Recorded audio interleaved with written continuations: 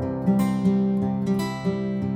everyone, welcome to Anthropod Education. So in this lecture we are going to discuss about the topic tribal situation of India और ये anthropology paper 2 का topic number 6.1 है और यह lecture का part 2 है। इस लेक्चर में हम डिस्कस करेंगे linguistic and socio economic characteristics of tribal populations and there distribution.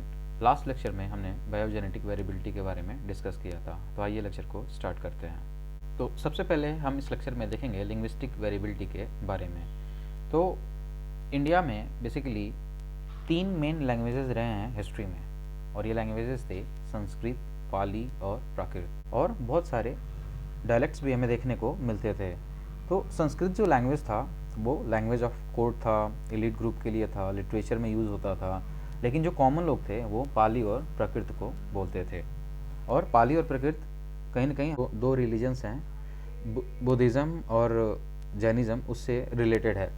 तो जो इंडिया है वहाँ पे जो लोग हैं वो 500 से ज़्यादा लैंग्वेजेस और डायलेक्ट्स को बोलते हैं, और लगभग वर्ल्ड में जो भी प्रिंसिपल लैंग्वेजेस हैं वो इंडिया में बोले जाते हैं किसी न किसी सेक्शन ऑफ पीपल के द्वारा जो कि यहाँ पे रह रहे हैं। तो जो भी डायलेक्ट ट्राइबल के द्वारा बोले जाते हैं वो सारे ही 4 मेजर ग्रुप से अटैच्ड हैं, और यहाँ पे हमें कुछ वेरिएशंस जो है देखने को मिलता है जो कि ग्रुप वाइज और रीजन वाइज होता है। अकॉर्डिंग टू द एलपी विद्यार्थी एंड बीके राय, अगर हम ट्राइबल्स के लिंग्विस्टिक क्लासिफिकेशन की बात करें तो यहाँ पे 4 तरीके के डिवीज़न देखने को मिलते हैं। सबसे पहला जो लैंग्वेज फैमिली है वो है ऑस्ट्रो एशियाटिक या फिर ऑस्ट्रिक, या फिर इसे निषाद फैमिली भी बोलते हैं। सेकंड जो ग्रुप है वो है तिब्बतो चाइनीज़ या फिर साइनो तिब्बतन, इसको किरत फैमिली भी बोलते हैं। थर्ड डिवीज़न जो है वो है द्रविडियन, जिसे हम द्रविड़ फैमिली भी बोलते हैं। और लास्ट है इंडो यूरोपियन या आर्यन फैमिली। तो इनका अगर हम क्लासिफिकेशन देखें इंडियन मैप पे तो ये आर्यन डिवीज़न देखने को मिलता है। सेकंड जो है ये आपका द्रविडियन डिवीज़न देखने को मिलता है।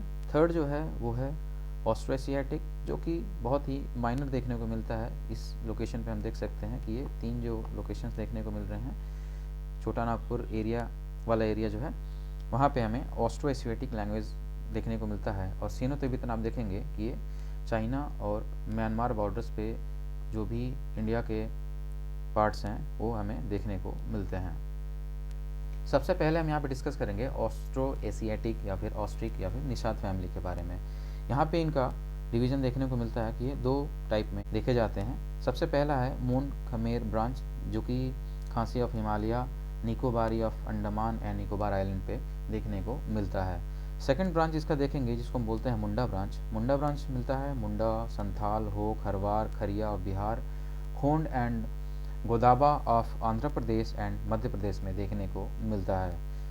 जो Austro Asiatic family of language है ये बेसिकली बिहार, उड़ीसा, आंध्र प्रदेश और महाराष्ट्र में बोली जाती है, और इनके कुछ स्मॉल जो पॉपुलेशन है जो ये लैंग्वेज बोलती है वो मेघालय, जिसमें कि खासी जो ट्राइब है वो बोलते हैं, और अरुणाचल प्रदेश में खमटी ट्राइब जो है वो भी बोलते हैं ऑस्ट्रो एशियाटिक लैंग्वेज को। नेक्स्ट हम देखेंगे तिब्बतो चाइनीज़ या फिर साइनो तिब्बतन फैमिली, जिसको हम किरत फैमिली भी बोलते हैं। तो इनका डिवीज़न हमें देखने को मिलेगा। जो फर्स्ट पार्ट है वो है सियामीज़ चाइनीज़ फैमिली, जिसको हम थाई ग्रुप भी बोलते हैं, और यह जो खामटी ट्राइब है अरुणाचल प्रदेश का वो इस लैंग्वेज को बोलता है। जो सेकंड है वो है तिब्बतो बर्मन सब फैमिली, और इसमें हमें 3 डिवीज़न देखने को मिलता है। जो सबसे पहला डिवीज़न है वो है तिब्बतो हिमालयन ब्रांच, और इसमें जो ट्राइबल्स हैं वो हैं तिब्बतन, बाल्टी, लद्दाखी, लाहौली, शेरपा, दार्जिलिंग भूटिया, सिक्किम भूटिया, लेपचा, टोटो ऑफ सिक्किम, स्वांगली, किन्नौरी ऑफ हिमाचल प्रदेश। तो ये तिब्बतो हिमालयन ब्रांच लैंग्वेज को बोलते हैं। सेकंड ब्रांच देखेंगे जो कि अरुणाचल प्रदेश में देखने को मिलता है। यहाँ पे कौन कौन से ट्राइब्स बोलते हैं इस लैंग्वेज को? अका, अबोर, डाफिया, मिरी, मिसमी एंड मिसिंग। तो ये सारे ट्राइब्स जो हैं वो तिब्बतो बर्मन सब फैमिली के अरुणाचल प्रदेश रीजन में बोलते हैं। थर्ड जो रीजन हमें देखने को मिलेगा वो है असम बर्मीज ब्रांच, और इसको 2 पार्ट में डिवाइड किया गया है फर्दर। यह है जो फर्स्ट पार्ट है वो है बोडो और बोरो ग्रुप, जो कि बोला जाता है कचरी दिमासा ऑफ आसाम के द्वारा, गारो ऑफ हिमालय के द्वारा और त्रिपुरी ऑफ त्रिपुरा के द्वारा। तो ये ट्राइबल ग्रुप्स के नाम हैं। नेक्स्ट जो ग्रुप है वो है नागा ग्रुप, और यहाँ पे भी हमें इसका सब डिवीज़न देखने को मिलता है। सबसे पहला है नागा सब ग्रुप, यहाँ पे है एओ, अंगामी, सेमा और रेंगमा ऑफ नागालैंड, जो कि इन लैंग्वेजेस को बोलते हैं। नागा बोडो सब ग्रुप देखेंगे, यहाँ पे काबुल और कचेहा ऑफ मणिपुर जो ट्राइब्स हैं वो इस लैंग्वेज को बोलते हैं। थर्ड इसका जो ग्रुप देखेंगे वो है काचिन ग्रुप, जो कि सिंगपो ट्राइब ऑफ अरुणाचल प्रदेश के द्वारा बोला जाता है। जो फोर्थ है वो है कुकी चीन ग्रुप, जो कि मणिपुरी, थाडो और सुक्ते ऑफ मेघालय के द्वारा बोला जाता है। और ये ट्राइब जो है मिजोरम और असम में भी पाई जाती हैं और इस लैंग्वेज ग्रुप को ये बोलते हैं। राल्टे ऑफ मणिपुरी, लुसाई ऑफ त्रिपुरा, ये ट्राइब्स भी इस लैंग्वेज को बोलती हैं। थर्ड डिवीजन हम देखेंगे द्रविडियन या फिर द्रविड़ फैमिली, जो कि कुरुक और माल्टो ट्राइब जो बिहार में है, यरावा कर्नाटका में, Gond of the middle India, Toda Nilgiri का, कोटा इन कर्नाटका, केरला एंड तमिलनाडु। तो जो कोटा है ये केरला, कर्नाटका, केरला और तमिलनाडु में पाए जाते हैं। तो ये द्रविडियन फैमिली के लैंग्वेज को बोलते हैं। फोर्थ इसका डिवीजन देखेंगे इंडो यूरोपियन, या जिसे हम आर्यन फैमिली बोलते हैं। ये जो ट्राइब्स हैं Hajong of Assam, Meghalaya and Mizoram, Bhil of western India, तो ये इंडो यूरोपियन या फिर आर्यन फैमिली लैंग्वेज को बोलते हैं। तो इस तरीके से हम देखेंगे कि बेसिकली जो Tibeto Chinese family of languages हैं ये हिमालयन एरियाज़ में बोले जाते हैं, from the Nagaland in the north east to Himachal Pradesh in the north west. और ये जो लोग हैं ये प्रिडोमिनेंटली जो है वो मंगोलाइट रेस से बिलोंग करते हैं। तो ये था तिब्बतो चाइनीज़ फैमिली के बारे में। अब हम देखेंगे threat to the tribal languages. Tribal languages को क्या थ्रेट हो रही हैं, कैसे ये लैंग्वेजेस जो हैं डिसअपियर हो रही हैं। तो सबसे पहले हम देखेंगे कि जो लैंग्वेज है वह इम्पॉर्टेंट है सोशल लाइफ में, क्योंकि इससे सोशल इंटीग्रेशन देखने को मिलता है, इमोशनल इंटीग्रेशन देखने को मिलता है, और जो भी रीजनल आइडेंटिटी है उनको समझने में हमें हेल्प मिलती है। अब ये थ्रेट्स कौन कौन से हैं? ये थ्रेट्स जो हैं वो इनके एक्सटिंक्शन से रिलेटेड हैं, एसिमिलेशन से रिलेटेड हैं कि कोई और लैंग्वेज जो है वो इस लैंग्वेज में मिल ना जाए, इनमें प्योरिटी ना रह जाए। और ये जो मेजर थ्रेट देखने को मिलता है वो हिंदी जैसे लैंग्वेजेस से देखने को मिलता है, और मॉडिफिकेशन का भी थ्रेट देखने को मिलता है। एवं इनके कॉजेज़ को देखेंगे कि थ्रेट के कॉजेज़ क्या क्या हैं। तो कल्चरल इन्वेजन जो वेस्ट से हुआ है या फिर जो लोकल कास्ट सिस्टम से हुआ है, ये इसके रीज़न हैं।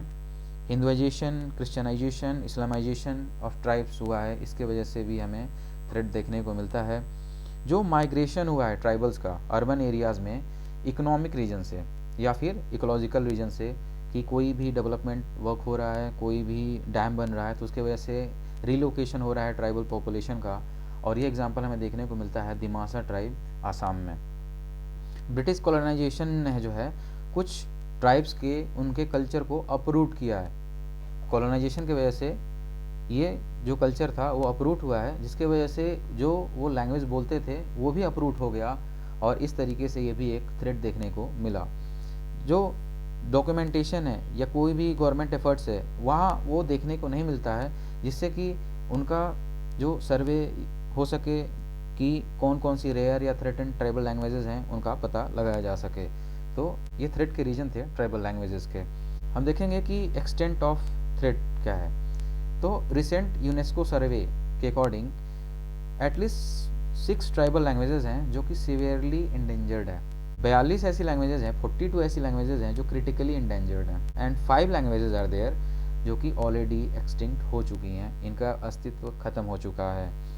अब हम एग्जांपल्स देखेंगे एक्सटिंक्ट लैंग्वेजेस के। तो जो हमने 5 लैंग्वेज की बात करी, तो ये हम देख लेते हैं कि एक्सटिंक्ट लैंग्वेजेस कौन कौन से थे। तो माझी इन सिक्किम, जो कि सिर्फ 4 लोगों के द्वारा ही अब बोला जाता है, मोहाली इन ईस्टर्न इंडिया, कोरो इन अरुणाचल प्रदेश, सिद्धि इन गुजरात, दिमासा इन असम। तो ये सारे एक्सटिंक्ट लैंग्वेजेस हैं। वनरेबल लैंग्वेजेस की बात करेंगे तो इसमें हम बोडो, मेज़ो, आओ, ये सारी लैंग्वेज हमें देखने को मिलती हैं। अब इनके लिए कौन से एफर्ट्स ज़रूरी हैं कि इन लैंग्वेजेस को बचाया जा सके।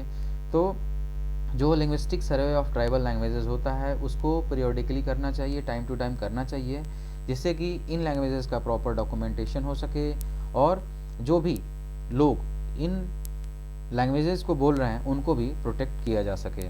रिसेंटली एक लिंग्विस्टिक सर्वे कंडक्ट कराया गया था भाभा रिसर्च इंस्टीट्यूट गुजरात के द्वारा, और यह माना जाता है कि इस तरह के और भी स्टेप्स लेने चाहिए ट्राइबल लैंग्वेजेस के प्रोटेक्शन के लिए। Protection of particularly vulnerable tribal group, जिसको हम पीवीटीज़ भी बोलते हैं, ये भी एक्सटेंशन के वर्ज पे हैं, तो इनका भी हमें प्रोटेक्शन करना चाहिए। अब हम बात करेंगे यहाँ पे यूथ डॉर्मेट्री के बारे में, क्योंकि यूपीएससी के द्वारा बहुत सारे क्वेश्चंस जो हैं वो यूथ डॉर्मेट्री से हमें देखने को मिल जाती हैं कि ये कॉन्सेप्ट क्या है, ट्राइबल्स में इनका इंपॉर्टेंस क्या है। तो ये बेसिकली यूथ हाउसेज होते हैं। अब यूथ हाउसेज क्या होते हैं? Youth houses basically young people को फैसिलिटेट करते हैं कि यहाँ पे जो युवा लोग हैं वो यहाँ पे रहने के लिए आते हैं, और ये चीज़ जो है वो ट्राइबल कम्युनिटीज़ में बहुत ही कॉमन देखने को मिलती है। इंडिया में जो डॉर्मेटरीज़ हैं वो बहुत ही इंपॉर्टेंट रोल प्ले करती हैं उनके कल्चर में, उनके सोशल ऑर्गेनाइजेशन में, उनके रिलीजियस इवोल्यूशन में। तो इस तरीके से हम बोल सकते हैं कि ये बहुत ही इंपॉर्टेंट इंस्टीट्यूशन है। अब इन इंस्टीट्यूशंस का जो इम्पोर्टेंस है वो हमें इनके रोमांटिक या इरोटिक एस्पेक्ट से हम देख सकते हैं। ये इंस्टीट्यूशंस जो हैं वो ऑल ओवर द वर्ल्ड पाए जाते हैं, जैसे कि अगर हम बात करेंगे ट्रूबरी एंड आइलैंडर में जो है पाया जाता है बुकू मटाला के नाम से। ठीक, अब यहाँ पे यूथ डॉर्मेट्री के टाइप्स की बात करेंगे तो यहाँ पे दो तरह के डॉर्मेट्री जो है हमें देखने को मिलता है। बाइसेक्सुअल डॉर्मेट्री जो कि गोथुल ट्राइब ऑफ मुरिया में देखने को मिलता है। मोनोसेक्सुअल यूथ डॉर्मेट्री जो कि मोरुंग इन द कोन्याक नागा में देखने को मिलता है। लोकेशंस की बात करेंगे कि ये यूथ डॉर्मेट्री का लोकेशंस कहाँ होता है ट्राइबल सोसाइटी में, तो आउटसाइड द विलेज होता है। ये आउटसाइड द विलेज क्यों रखा जाता है? जिससे कि जो भी सिक्रेसी है उसको मेंटेन किया जाए और कोई भी डिस्टर्बेंस वहाँ देखने को ना मिले। ये स्पेशली जो है बिल्ट बिल्डिंग्स में ही देखने को मिलती हैं। अब ये जो यूथ डॉर्मेट्री है इनके डिफरेंट नेम है रीजन वाइज। जैसे हम बात करेंगे कोन्याक नागा के लिए, तो ये कोन्याक नागा जो ट्राइब है वहाँ पे ये मोरुंग नाम से जाना जाता है। यहाँ पे बॉयज़ को बैन बोला जाता है और गर्ल्स को यो बोला जाता है। आओ नागा में ये अरिचू के नाम से जाना जाता है। अंगामी नागा में ये कितुचुकी के नाम से जाना जाता है। भूटियाज में जो है ये रैंगबैंग के नाम से जाना जाता है। मुंडा और हो ट्राइब में ये गिटियोरान के नाम से जाना जाता है, और ओराव में ये धुमकुरिया के नाम से जाना जाता है। भूटियाज में जो है ये धंगरासा के नाम से जाना जाता है, और गोंड में ये घोतुल के नाम से जाना जाता है। अब इसके सिग्निफिकेंस की बात करेंगे कि इस यूथ डॉर्मेट्री का क्या सिग्निफिकेंस है ट्राइबल सोसाइटी में, तो ये चीज़ एक रिक्रिएशनल सेंस क्रिएट करती है जिसमें कि हमें डांस, सिंगिंग, प्लेइंग, फोकलोर और फोकटेल्स के कॉन्सेप्ट देखने को मिल जाते हैं। यहाँ पे जो भी सीनियर बॉयज़ होते हैं, जो यूथ होते हैं, वो अपने एक्सपीरियंसेस को जूनियर्स से शेयर करते हैं, पास ऑन करते हैं। यहाँ पे कलेक्टिव इंडेवर देखने को मिलता है कि मैरिज पे कैसे काम करना होता है, हाउस बिल्डिंग कैसे होती है, हार्वेस्टिंग कैसी होती है, और सोशल और सेक्सुअल ट्रेनिंग भी यहाँ पे दिया जाता है। एस.सी. रॉय ने 3 पर्पसेस बताए थे यूथ डॉर्मेट्री के लिए कि यहाँ पे हमें क्वेस्ट का एग्जाम्पल देखने को मिलता है कि यहाँ पे ये एक इकोनॉमिक ऑर्गेनाइजेशन की तरह काम करता है यूथ डॉर्मेट्री। यहाँ पे यंग जो भी मेन हैं उनको उनके सोशल या अदर ड्यूटीज़ के बारे में सेमिनार जो हैं वो प्रोवाइड कराए जाते हैं। ये मैजिको रिलीजियस सेरेमनीज़ को परफॉर्म करना सिखाया जाता है, और जो यंग मैन की प्रोक्रिएटिव पावर है, रिप्रोडक्टिव पावर है, उसके बारे में भी ट्रेनिंग दी जाती है। ये डिक्लाइन क्यों हो गया? यूथ डॉर्मेट्री आज के टाइम पे ट्राइब्स में डिक्लाइन क्यों हो रहा है? इसके पीछे रीज़न है कि हिंदूज़ के साथ में जो भी कल्चरल कॉन्टैक्ट्स हुए हैं उसकी वजह से ये कॉन्सेप्ट जो है डिक्लाइन हो रहा है। क्रिश्चियनिटी की वजह से ये चीज़ें जो हैं वो डिक्लाइन हो रही हैं, तो ये रीज़न था डिक्लाइन का। अब हम बात करेंगे इकोनॉमिक क्लासिफिकेशन ऑफ ट्राइब्स के बारे में। तो ये कॉन्सेप्ट जो है वो एलपी विद्यार्थी ने डिफाइन किया था कि 8 मेजर कल्चरल टाइप्स है बेसिस ऑफ द इकोनॉमी, जिसमें ट्राइबल पॉपुलेशन को डिवाइड किया जाता है। जो सबसे पहला पॉपुलेशन है वो है फॉरेस्ट हंटिंग टाइप, सेकंड जो है वो है हिल कल्टीवेशन टाइप, थर्ड जो है वो प्लेन एग्रीकल्चरल टाइप, फोर्थ जो है वो है simple artisan type, fifth pastoral type, sixth one is the folk artist type, and seventh is the labour type, and eighth is the white collar john, या फिर इसे ट्रेडर टाइप के नाम से भी जाना जाता है। जो फर्स्ट वन है इसको बोला जाता है फॉरेस्ट हंटिंग टाइप। तो बेसिकली ये जो फॉरेस्ट हंटिंग टाइप है ये हंटिंग द वाइल्ड एनिमल पे डिपेंड करता है। ये वाइल्ड फ्रूट्स जो हैं उसको कलेक्ट करते हैं, जो रूट्स या ट्यूबर्स है उसको कलेक्ट करते हैं, और ये फिशिंग करते हैं। ये सेमी नोमैडिक ट्राइब्स होते हैं और ये ऑल ओवर इंडिया में पाए जाते हैं एक्सेप्ट द वेस्टर्न पार्ट्स। तो इंडिया के वेस्टर्न पार्ट्स में ये पॉपुलेशन नहीं पाई जाती है। अगर इनके सेटलमेंट की बात करेंगे तो बेसिकली 10 to 20 हट्स देखने को मिलते हैं और इनकी टोटल जो पॉपुलेशन है वो रेयरली जो है 75 to 80 को एक्सीड करती है। तो यहाँ पे एक स्मॉल पॉपुलेशन देखने को मिलता है और इसे हम डिनोट करते हैं by a name that is the band.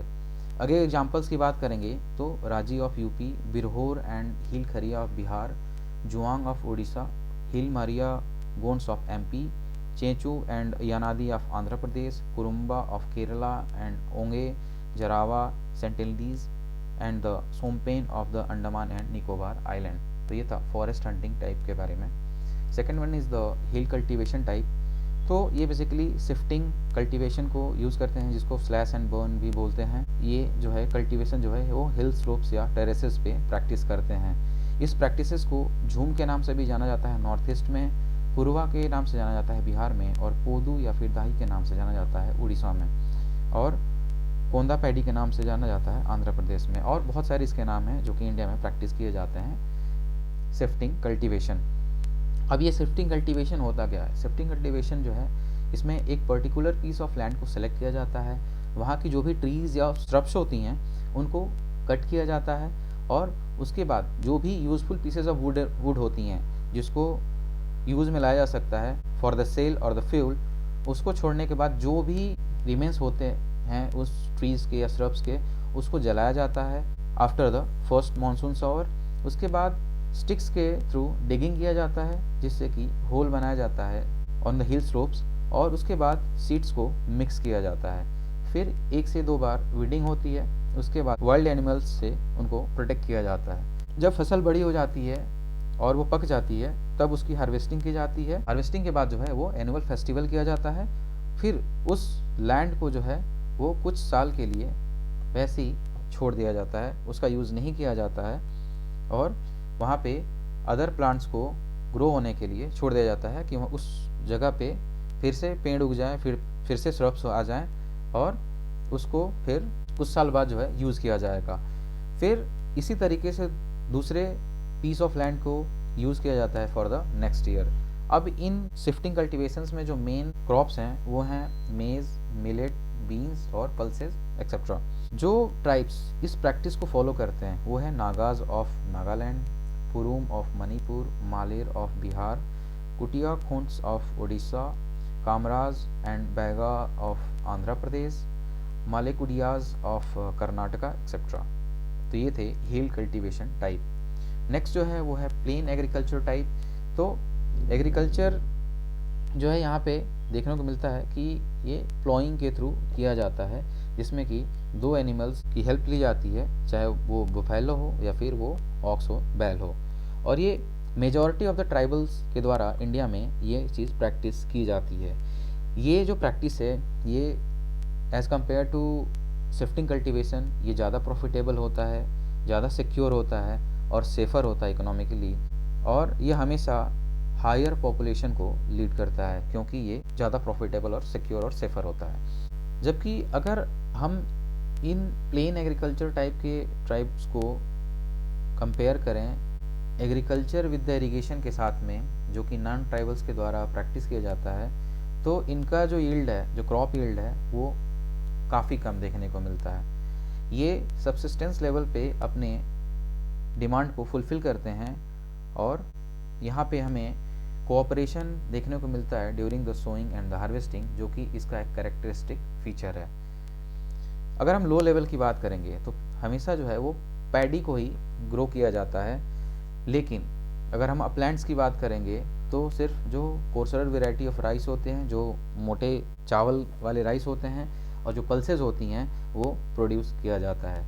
यहाँ पे हमें डोमेस्टिकेशन ऑफ एनिमल भी देखने को मिलता है, जिसमें कि पर्टिकुलरली काऊ होता है, बफेलो होता है, पिग्स होता है, फॉल होता है, जो कि इन जगहों पे रखे जाते हैं।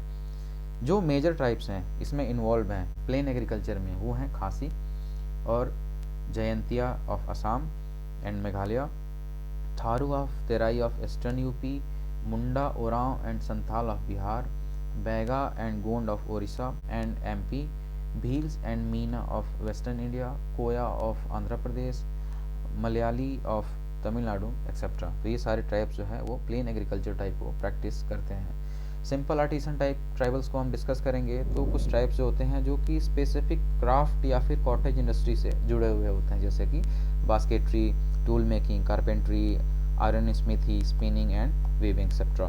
तो ये सारे जो भी ऑक्यूपेशन को प्रैक्टिस करते हैं उनको सिंपल आर्टिसन टाइप में रखा जाता है। इनके पास कोई भी एक्सक्लूसिव विलेज नहीं होता है उनका अपना, लेकिन इनकी जो फैमिलीज होती हैं विलेजेस में स्कैटर्ड होती हैं। फैमिली एक जगह नहीं होती है, लेकिन इनकी फैमिली जो है स्कैटर्ड होती है।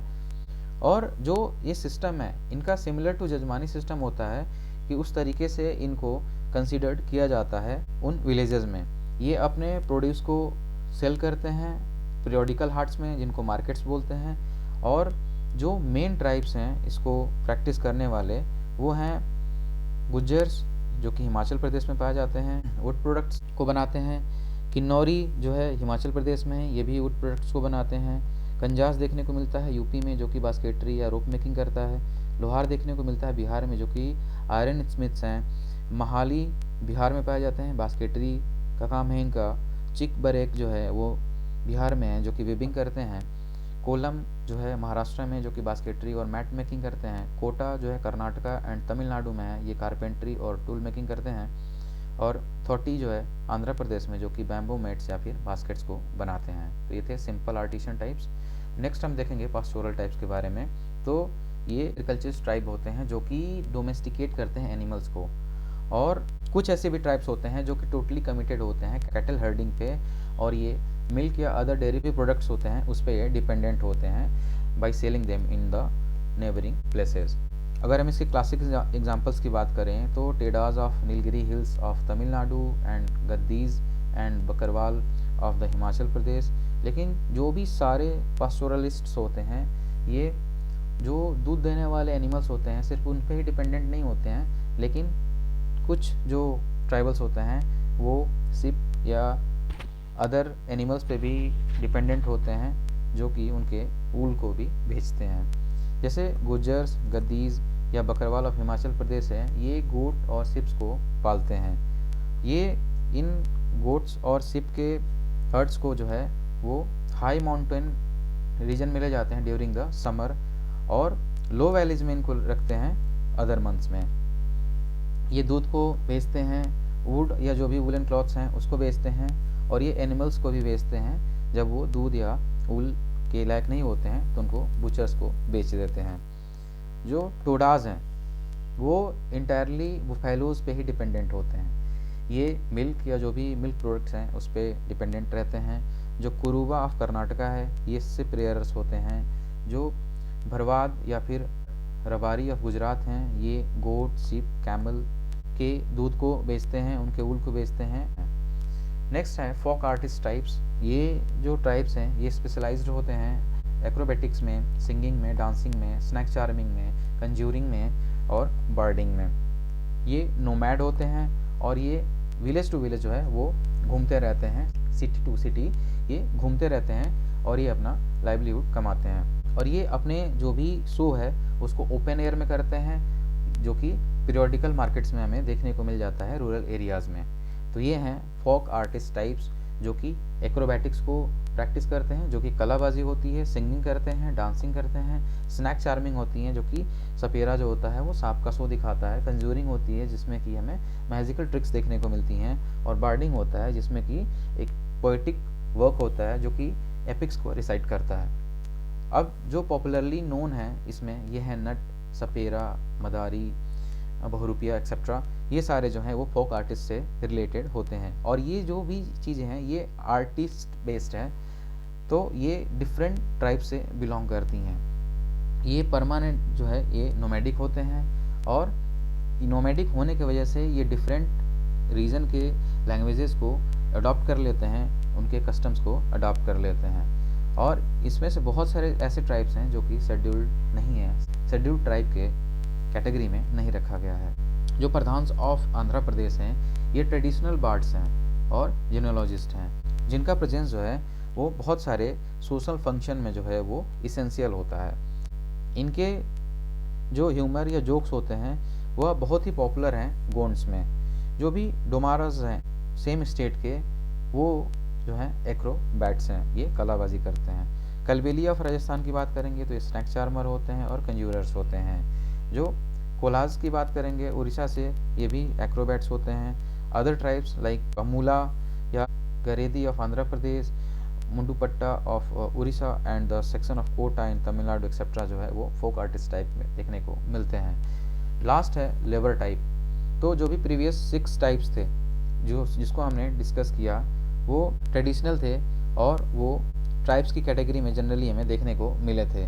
लेकिन जो नेक्स्ट टाइप है लेबर टाइप है और जो वाइट कॉलर जॉब टाइप में है, ये लोग जो हैं वो ट्रेडिशनल ऑक्यूपेशन को फॉलो नहीं करते हैं और ना ही किसी स्पेसिफिक ट्राइब से जो है वो बिलोंग करते हैं। तो इन लेबर टाइप्स को जो है डिवाइड किया गया है 2 पार्ट में। ये है एग्रीकल्चरल लेबर और दूसरा है नॉन एग्रीकल्चरल लेबर। जो फॉर्मर है जो कि एग्रीकल्चरल लेबर है, ये बेसिकली हर एग्रीकल्चरिस्ट विलेज में देखने को मिलता है और ये फील्ड में अपना काम करते हैं ऑन द रेगुलर बेसिस और इनकी जो सैलरी होती है मोस्टली इन द काइंड होती है। जो अर्बनाइजेशन हुआ, इंडस्ट्रियलाइजेशन हुआ या जो वही माइनिंग ऑपरेशंस हैं, इन्होंने न्यू काइंड ऑफ एम्प्लॉयमेंट को जनरेट किया और ये एम्प्लॉयमेंट थी नॉन एग्रीकल्चरल लेबरर्स के लिए। तो जो भी मोस्ट ऑफ द इंडस्ट्रीज़ या माइंस हैं वो उन्हीं एरियाज़ में सेटअप किया गया जिसमें ये ट्राइब्स थे और इसके वजह से हमें लार्ज डिस्प्लेसमेंट भी देखने को मिलता है। इवन जिन ट्राइब्स के पास में सफिशिएंट लैंड भी था उनके ओन एग्रीकल्चर के लिए, उनको भी फोर्स किया गया to work as unskilled labourer in the factories constructed on the sites where their villages once stood. तो इस तरीके से उन लोगों को भी फोर्स किया गया कि उनको अपनी ज़मीनों को छोड़ करके एज अ अनस्किल्ड लेबरर की तरह काम करने के लिए। जो ट्राइबल बेल्ट इन सारे पॉपुलेशंस को कंसिडर करता है वो है छोटा नागपुर इन बिहार, नॉर्थ उड़ीसा, ईस्ट मध्य प्रदेश। और ये जो पॉपुलेशन है इन एरियाज़ में ये more than half of the total tribal population in the country है। और इस तरीके से यहाँ पे हमें इंडस्ट्रियल बेल्ट भी देखने को मिलता है। तो इंडिया में बहुत सारे जो भी लार्ज स्टील प्रोजेक्ट्स चले हैं, जैसे जमशेदपुर में जो भी स्टील फैक्ट्री देखने को मिली है, राउरकेला में है, भिलाई में प्लांट जो है, बोकारो में जो भी प्लांट है, जो भी कोल या आयरन माइंस हैं या थर्मल पावर स्टेशंस हैं, वहाँ पे मिलियंस ऑफ ट्राइब्स जो हैं वो इंडस्ट्रियल लेबरर्स बन गए। और सेम चीज़ जो है अदर इंडस्ट्रियल बेल्ट्स के लिए भी देखने को मिलती है, लाइक महाराष्ट्र एंड गुजरात। और कुछ जो ट्राइब्स थे वो कॉन्ट्रैक्ट लेबरर्स बन गए या फिर रिक्शा पुलर्स बन गए इन द अर्बन सेंटर्स। तो ये थे labour type tribal population. Last है वाइट कॉलर जॉब्स या ट्रेडर टाइप्स।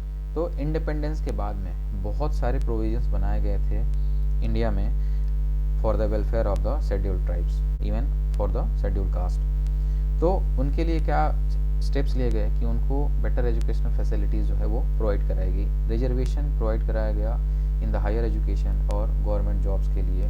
उनके लिए पॉलिटिकल, सोशल और इकोनॉमिक कॉन्टैक्ट्स जो है वो नॉन ट्राइबल के साथ हुआ। तो इस तरीके से बहुत सारे चेंजेस हमें देखने को मिले और इस वजह से ट्राइबल ग्रुप्स में एक नया ग्रुप हमें देखने को मिला जो कि स्कूल और कॉलेजेस में टीचर की तरह काम कर रहे थे, क्लर्क की तरह काम कर रहे थे, गवर्नमेंट ऑफिसेज में ऑफिसर्स की तरह काम कर रहे थे, नर्सेज और डॉक्टर्स की तरह हॉस्पिटल्स में काम करते हुए देखा गया। तो इस तरीके से ये लोग डेवलप्ड हुए। कुछ ट्राइबल पॉपुलेशन जो है वो देखने को मिली कि ये सेल्फ एम्प्लॉयड भी हुए as a traders and the merchants. तो इस टाइप में कोई भी स्पेसिफिक ट्राइब जो है हमें देखने को नहीं मिलता है, इसमें मिक्स ट्राइब्स पॉपुलेशन देखने को मिलती है। लेकिन जो भी ट्राइब्स जो कि ऑलरेडी इंगेज थे सेटल्ड एग्रीकल्चर या वो इकोनॉमिक प्रॉस्पेरिटी को ऑलरेडी एंजॉय कर रहे थे और उनको इस चीज़ से ज़्यादा बेनिफिट हुआ, जबकि जो भी हंटर्स या शिफ्टिंग कल्टीवेटर्स थे उनको धीरे धीरे उनको काफ़ी टाइम लग गया इन चीज़ों को समझने में और ये पीछे रह गए। इस तरह के जो ग्रुप में जो भी ट्राइब्स देखने को मिलता है, मुंडा, उरांव, संथाल, गोंड, भील, मीना एक्सेट्रा, ये कुछ ऐसे ट्राइब्स हैं जिन्होंने ज़्यादा एडवांटेजेस लिया और इन्होंने नए सोशियो पॉलिटिकल इकोनॉमिक एटमॉस्फेयर को क्रिएट किया इंडिया में आफ्टर द इंडिपेंडेंस। अब हम बात करेंगे यहाँ पे geographical distribution of Indian tribes के बारे में। तो बहुत सारे अटेम्प्ट्स लिए गए इंडिया के ट्राइब्स को क्लासिफाई करने के लिए जियोग्राफिकल बेसिस पे, और BS गुहा जो थे इन्होंने इंडिया को 3 ट्राइबल जोन्स में डिवाइड किया था। जो पहला था ग्रुप वो था नॉर्थ एंड नॉर्थ ईस्ट, जो कि इंटायर हिमालयन रीजन को कवर करता है from the Himachal Pradesh to the Arunachal Pradesh and other north eastern states. Second जो ग्रुप है वो है सेंट्रल और द मिडिल जोन, जो कि कवर करता है West Bengal, Bihar, Orissa, Madhya Pradesh, Rajasthan, Gujarat and the Maharashtra. जो थर्ड ग्रुप है वो है पेनिनसुलर और साउदर्न जोन, जो कि कंप्राइज करता है Andhra Pradesh, Karnataka, Kerala, Tamil Nadu, Andaman and Nicobar island and Lakshadweep island. तो इस तरीके से बी एस गुहा ने जियोग्राफिकल बेसिस पे ट्राइब्स का क्लासिफिकेशन किया 3 जोन में। यहाँ पे हमें कुछ geographical classification of Indian tribe देखने को मिल रहा है कि जो हिमालयन रीजन था वहाँ पे जो नॉर्थ ईस्टर्न हिमालयस थे उसके डिवीज़न देखने को मिल रहे हैं, सेंट्रल हिमालयन रीजन देखने को मिल रहा है और नॉर्थ वेस्ट हिमालयन सब रीजन देखने को मिल रहा है। सेकंड ग्रुप हमें देखने को मिल रहा है मिडिल इंडिया रीजन का, थर्ड देखने को मिल रहा है वेस्टर्न इंडिया रीजन का, फोर्थ देखने को मिल रहा है साउथ इंडिया रीजन का और फिफ्थ देखने को मिल रहा है आइलैंड रीजन का। तो ये क्लासिफिकेशन जो हैं ये बेसिकली स्टैंडर्ड क्लासिफिकेशंस है, आप इसको पढ़ के समझ सकते हैं कि क्या क्लासिफिकेशंस दी गई थी। अगर हम जियोग्राफिकल रीजन के हिसाब से बात करेंगे तो इंडिया का मैप यहाँ पे देखने को मिल रहा है। जो यहाँ पे जम्मू कश्मीर का रीजन देखने को मिल रहा है, यहाँ पे दार्द आर्यन देखने को मिल रहा है। इस लोकेशन पे गद्दीज देखने को मिल रही है, भूटिया, सहारिया, भील, संथाल, मुंडा, ओराव का लोकेशन यहाँ देखने को मिल रहा है। आपतानी का लोकेशन यहाँ देखने को मिल रहा है। नागाज, गारो खासी, जयंतिया का लोकेशन यहाँ देखने को मिल रहा है। फोन्स, कोया और बोंडा का लोकेशन यहाँ देखने को मिल रहा है। मुरिया का लोकेशन ये है। बैगाज, बंजाराज एंड द गोंड्स का लोकेशन ये देखने को मिल रहा है। चेंचू का लोकेशन ये देखने को मिल रहा है। इरुला और कादियार का लोकेशन ये देखने को मिल रहा है। तो इस तरीके से ट्राइबल पॉपुलेशन के सेटलमेंट्स को on the Indian map with the geographical division हम यहाँ पे देख सकते हैं। दुबे जो कि 1960 में डिवीज़न दिए थे और अटल जो कि 1965 में इन्होंने अपना प्रपोजल दिया था, इन्होंने 4 फोल्ड क्लासिफिकेशन किए थे। दुबे का जो क्लासिफिकेशन था वो गुहा के फर्स्ट और थर्ड जोन के सिमिलर ही था, लेकिन उन्होंने जो मिडिल जोन था इसको फर्दर 2 पार्ट में डिवाइड किया और यहाँ पे राजस्थान, गुजरात और महाराष्ट्र वाले लोकेशन देखने को मिलते हैं। रॉय बर्मन जो कि 1971 में इन्होंने अपना क्लासिफिकेशन दिया था, इन्होंने हिस्टोरिकल, एथनिक और सोशियो कल्चरल रिलेशन को कंसीडर किया और इंडिया को 5 जोन्स में डिवाइड किया था। इन्होंने नॉर्थ को नॉर्थ ईस्ट से सेपरेट किया, जबकि जो भी रेस्ट चीज़ें थी वो दुबे के ही सिमिलर थी।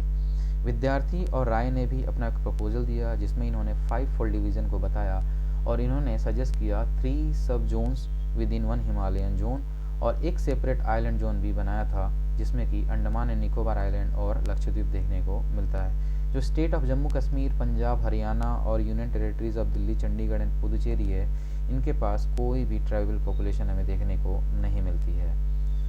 अब हम कुछ डेमोग्राफिक फीचर्स की बात करेंगे कि ड्यूरिंग द 1981 एंड 91 यहाँ पे एक स्लाइट डिक्रीज देखने को मिला था in the percentage of the tribal population, लेकिन जो ट्राइबल पॉपुलेशन थी वो इंक्रीज हुई थी बाय द 16 मिलियन। तो अगर इंडिया में टोटल जो भी परसेंटेज था ट्राइबल पॉपुलेशन का वो डिक्रीज हुआ था, लेकिन उनकी पॉपुलेशन जो थी वो इंक्रीज हुई थी बाय द 16 मिलियन। सो कि जो भी अदर पॉपुलेशन थी इंडिया में नॉन ट्राइबल, उनका परसेंटेज जो है वो ज़्यादा इंक्रीज हो गया था as compare to the tribal population. तो इस वजह से जो भी परसेंटेज शेयर था वो कम हुआ, लेकिन ट्राइबल पॉपुलेशन जो वो इंक्रीज हुई थी 16 मिलियन।